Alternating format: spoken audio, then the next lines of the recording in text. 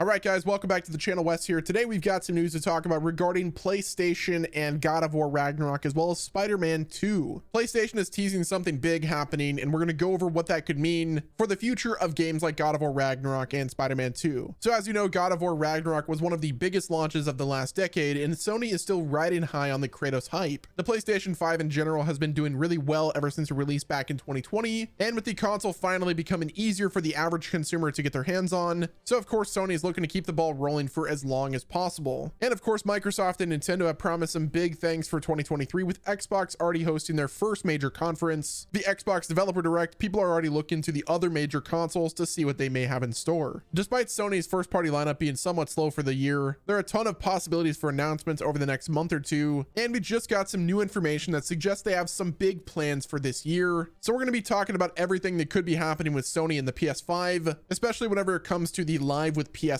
hype and marketing that they've been doing, as at the moment all signs are leading to a big PlayStation showcase for February of this year. We're also going to talk about PlayStation, Microsoft, and Nintendo not being at E3. They will be skipping out on the floor this year at the convention center, but that also basically means that they will likely be doing their own showcases this year. So get ready for this video, guys. Like the video, subscribe. Don't forget to enter the 100,000 subscriber PlayStation 5 giveaway. To enter, all you have to do is like the video, subscribe to my channel with your notifications turned on, comment below your Twitter handle, and then tweet me proof that you're subscribed, and the winner will be announced at 100,000 subscribers. The PS5 launched in late 2020, and while the system was pretty impressive and very highly desired, it was nearly impossible to get your hands on in many parts of the world. This was the dead center of the hardware shortages and supply chain issues from the global situation, and those issues are finally being resolved. Despite all of the issues with the state of the global economy, Sony has reportedly sold over 30 million PS5 consoles, and the PlayStation boss Jim Ryan recently said that in December of 2022, it was their biggest month yet. Over 10 million of those 30 million PS5s were reportedly sold during the 2022 fiscal year, which is set to end on March 31st. And while Sony is still a few million short of their 18 million goal for the fiscal year, these numbers are incredibly impressive. With the upcoming release of the rumored PS5 variants, the PS5 Slim and the PS5 Pro, it's very likely that those sales numbers are just going to keep shooting upwards, especially if the first party output is given proper care and attention. So far, the PlayStation 5's first party output has been pretty solid. Things started out strong with games like Ratchet & Clank Rift Apart, Spider-Man Miles Morales, and the remake of Demon's Souls. Later first-party games like Horizon Forbidden West and God of War Ragnarok helped push things even further, and with Marvel Spider-Man 2 scheduled to launch later this year in the fall of 2023, Sony likely has another hit on their hands, especially because it's one of the most anticipated sequels, at least coming out this year. On top of that, the PS5 has been a very popular place for multi-platform games like Call of Duty, Fortnite, Apex Legends, and of course the Grand Theft Auto series. So I think it's safe to say that Sony is in a pretty good spot going into the 2023 fiscal year. Perhaps the biggest piece of PlayStation news to come out recently was the appearance of a giant replica of Kratos' axe, the Leviathan axe, that popped up in London just a few days ago. Sony didn't say a word about the publicity stunt, but the axe is incredibly detailed and is going to play some kind of role in the live from PlayStation events, or rather the live from PlayStation marketing effort that they're currently doing. This all comes after weeks and weeks of Santa Monica Studios reassuring us that they're not working on an expansion pack for God of War Ragnarok, which is incredibly suspect, but I'll talk about that again soon. It also comes just mere hours after parts of the Spider-Man 2 marketing campaign started leaking,